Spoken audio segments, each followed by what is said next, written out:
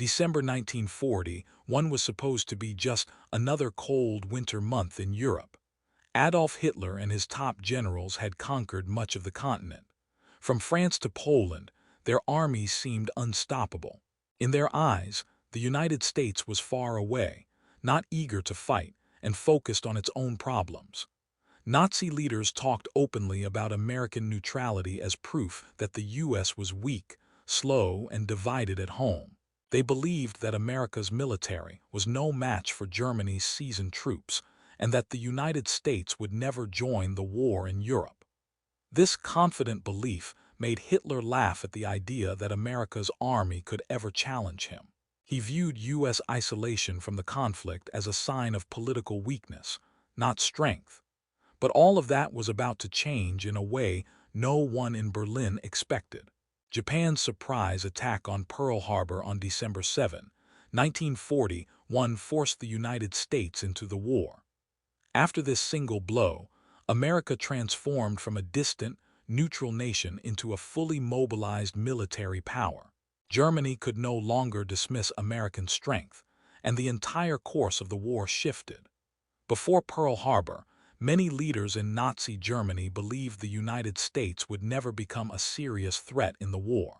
Adolf Hitler and his top commanders thought America would stay out of the conflict, and that its military was too small and inexperienced to challenge the Wehrmacht. They saw the U.S. as focused on its own internal politics and still recovering from the Great Depression, not ready to fight another global war after World War I. This belief was so strong that German military leaders often dismissed warnings about U.S. industrial strength and potential future involvement. American society at the time was dominated by isolationist sentiment. Many citizens and politicians did not want the United States to enter a European war at all. Groups like the America First Committee became very popular, arguing that the U.S. should avoid entanglement in foreign conflicts and stay focused on defending its own borders. This political atmosphere made it seem even more likely to Nazi leaders that America would not intervene, reinforcing the idea that its military was not a real danger. Despite this, the U.S. was quietly growing stronger. President Franklin D. Roosevelt moved to help Allied nations through programs like Lend-Lease, sending weapons, ships, and supplies to Britain and other countries fighting the Axis. Even though the U.S. had not declared war yet, this support showed that American industry and military production were expanding rapidly, something Hitler and his circle underestimated. Even as Germany spread its power across Europe in 1940 and early 1941, Hitler and many Nazi leaders continued to underestimate the United States' military potential. Hitler predicted that America's rearmament would not peak before 1945, and dismissed the idea that the U.S. could enter the war quickly with real effect. He assumed that American isolationism and political divisions meant the U.S. would remain too slow and weak to project force abroad. This misjudgment wasn't just personal arrogance. It reflected a broader belief in the German high command that the U.S. was distant, preoccupied with domestic issues, and less ready for war than the Axis powers. Some Germans assumed that even if the United States did expand its military, it would take many years before that force mattered on the battlefield. Hitler's comment to his generals in September 1940 that U.S. rearmament would not reach its peak until 1945 reveals how little threat he believed the United States posed in the immediate future. At the same time, U.S. politics reinforced the perception of American weakness. Most Americans and politicians favored neutrality, rooted in isolationist sentiment that had dominated since World War I. Groups like the America First Committee argued strongly against direct intervention in Europe, and supported keeping the U.S. out of foreign wars even as global conflict grew. This isolationism gave Axis leaders the impression that the U.S. would never have the will to fight. Despite this, the United States was quietly shifting toward preparedness.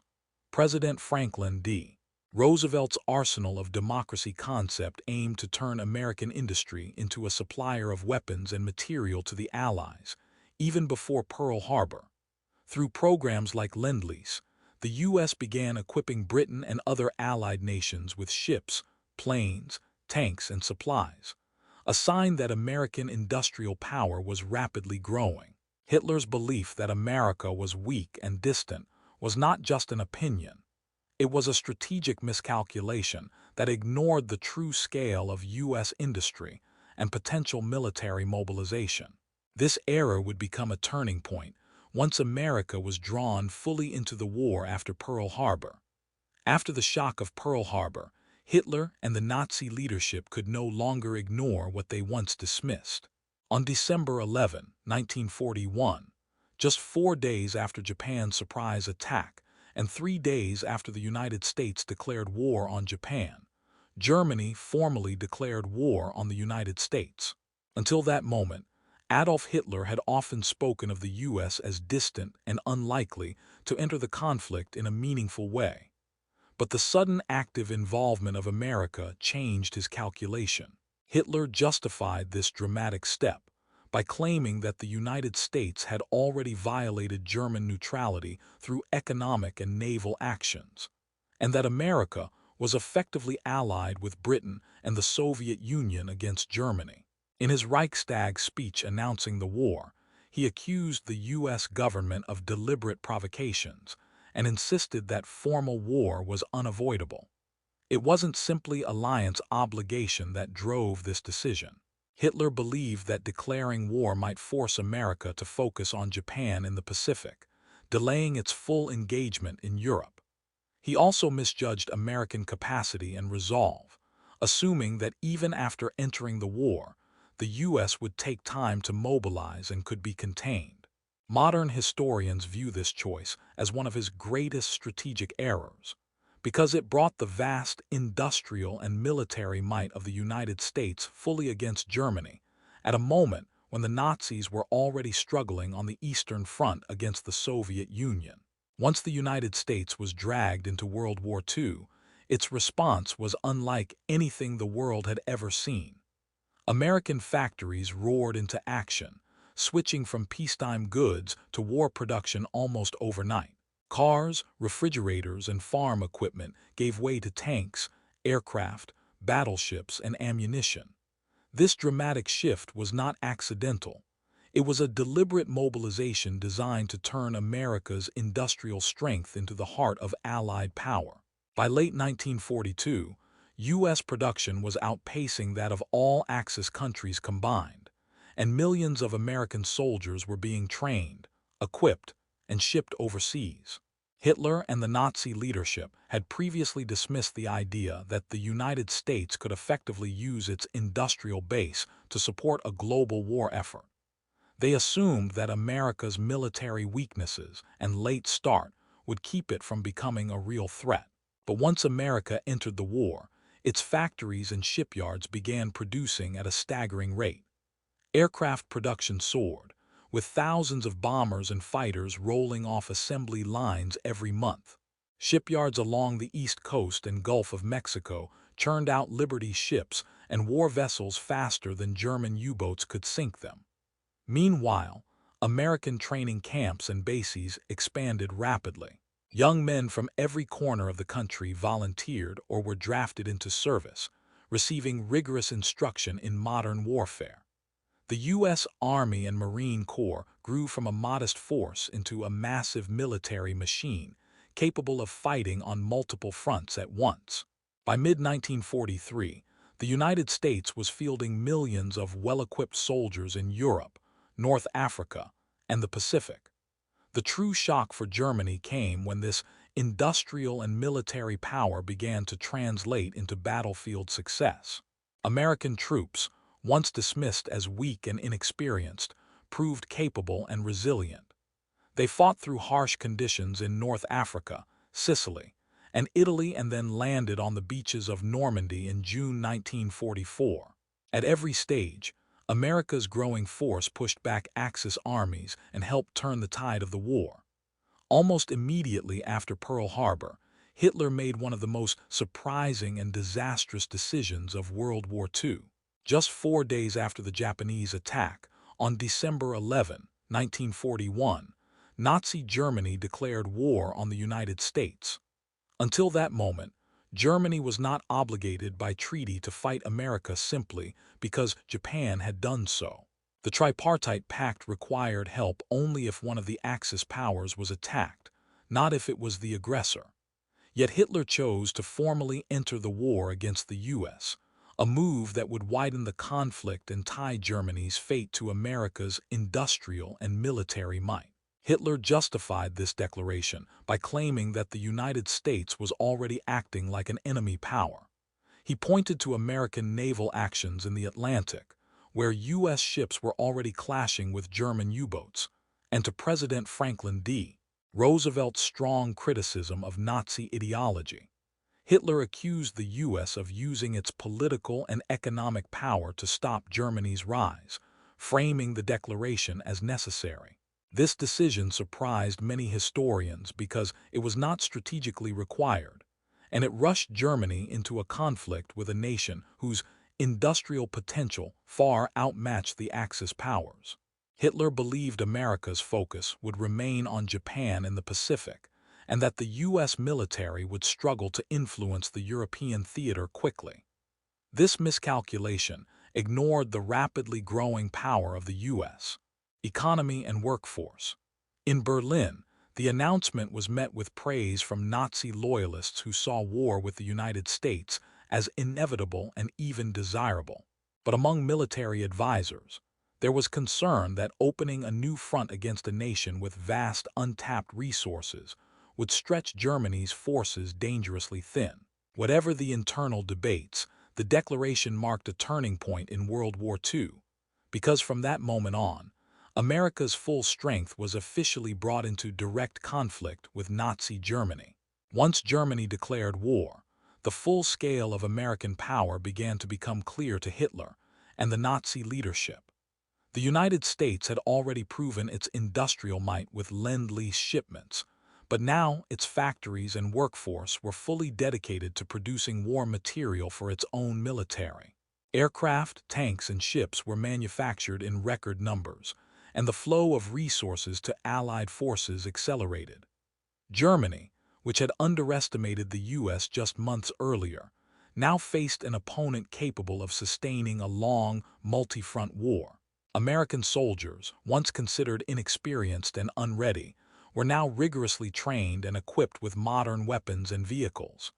By 1943, the U.S. Army had grown into a formidable force, capable of fighting in Europe, North Africa, and the Pacific simultaneously. Their rapid expansion proved that Hitler's earlier assumptions about American weakness were completely wrong. The shock for Germany was not just in numbers, but in capability. American innovation in weapons, tactics, and logistics quickly outpaced expectations.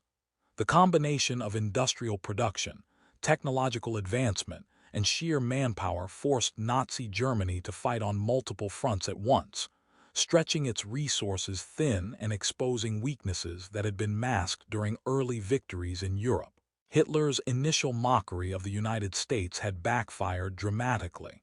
What he had assumed to be a distant, weak nation became a decisive factor in the war, ultimately contributing to Germany's eventual defeat. The lesson was stark. Underestimating America was one of Hitler's greatest mistakes. By mid-1942, the American war effort had transformed the global balance. Factories that once produced cars and household goods now churned out tanks, bombers, and Liberty ships at astonishing speeds.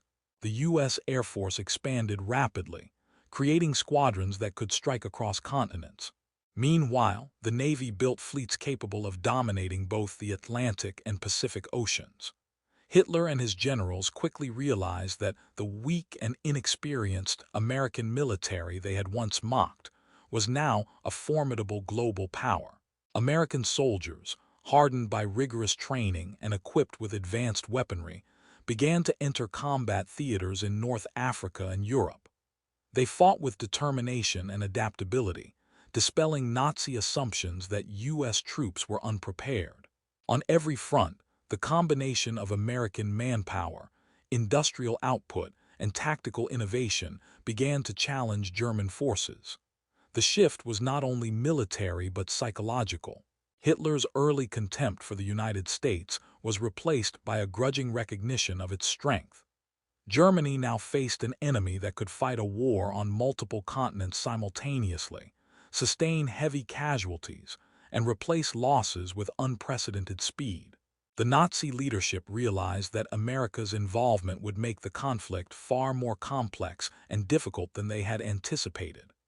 This transformation of the United States from a distant, underestimated nation into a global military and industrial power marked one of the key turning points of World War II.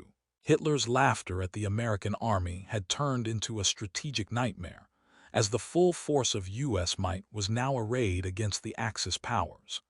As 1943 unfolded, the impact of America's entry into the war became unmistakable.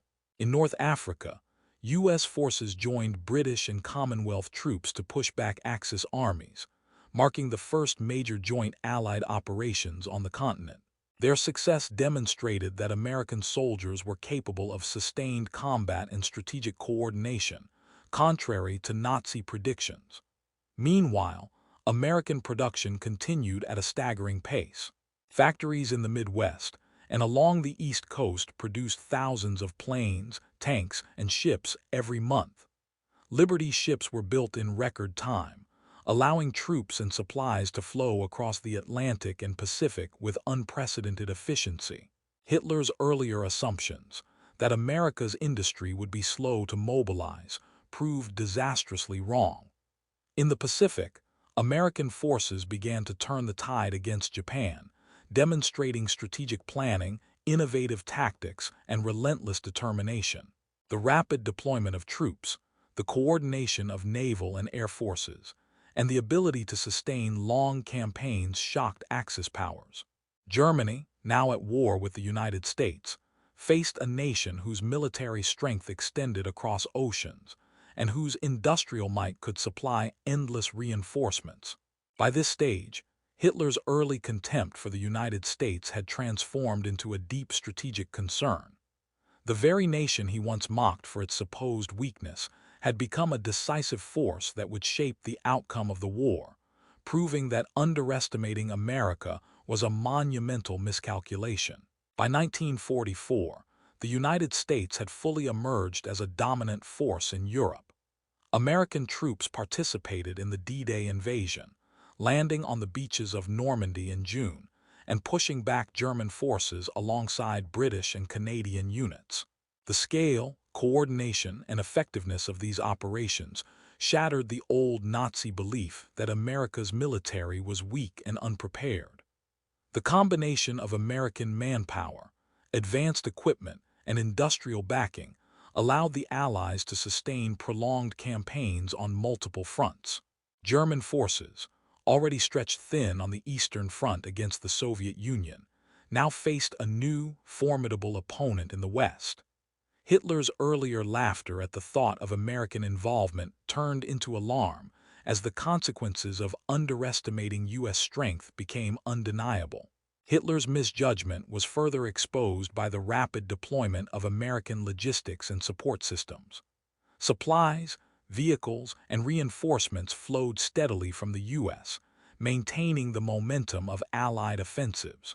Germany, which had once believed it could control the war in Europe with its existing forces now, faced an adversary with virtually limitless resources and unwavering determination.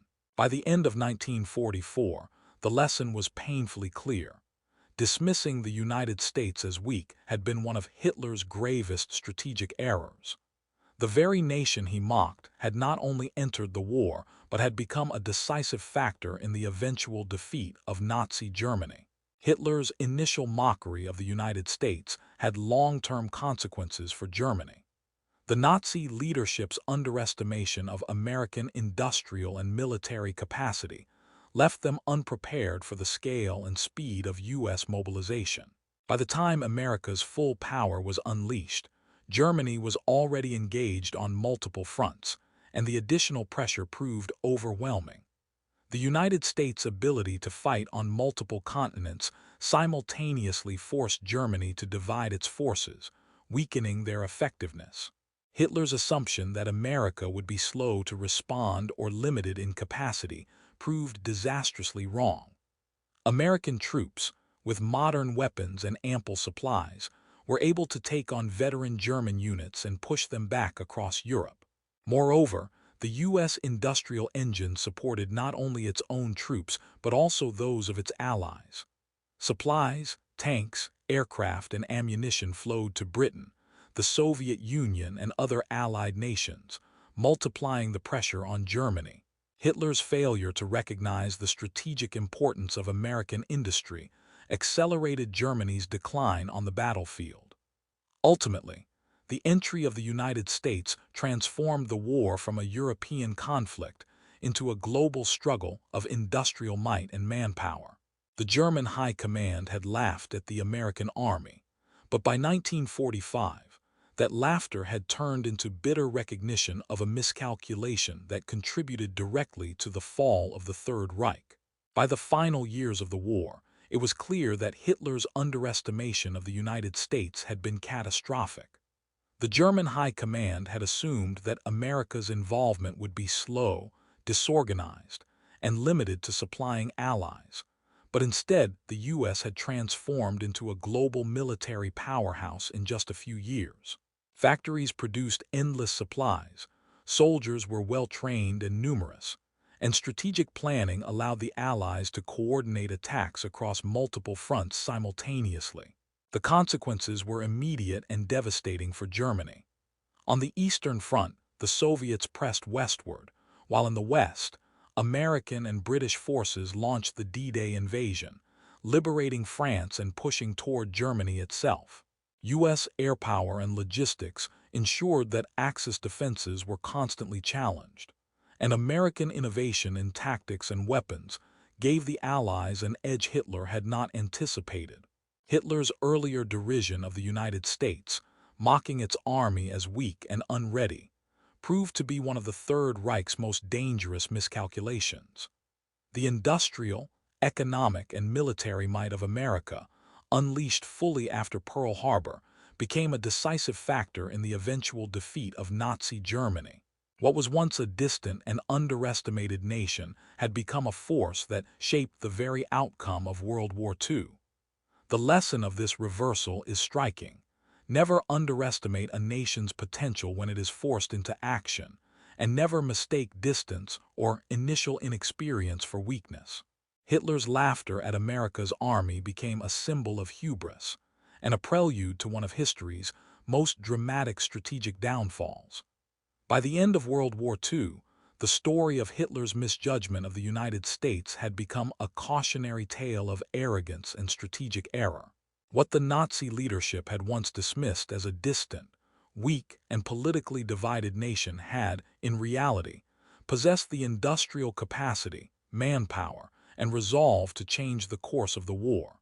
Pearl Harbor acted as the catalyst that transformed the U.S. from a neutral observer into a decisive global power. The combination of rapid military expansion, advanced technology, and unwavering logistical support allowed America to fight effectively on multiple fronts. From the Pacific to Europe, U.S. forces, alongside their allies, systematically dismantled Axis positions. Hitler's underestimation of American capability and speed to mobilize proved fatal, ultimately accelerating Germany's collapse. The legacy of this misjudgment underscores the danger of dismissing potential threats based on assumptions about inexperience or distance. Hitler laughed at the United States, but that laughter was replaced by shock, struggle, and eventual defeat. The American military's entry into World War II reshaped global strategy, tipped the balance of power, and highlighted the transformative impact of industrial and national unity in modern warfare. In the end, the story of Hitler laughing at America's army, and the stunning consequences that followed, remains a powerful reminder that underestimating a determined nation can change the course of history.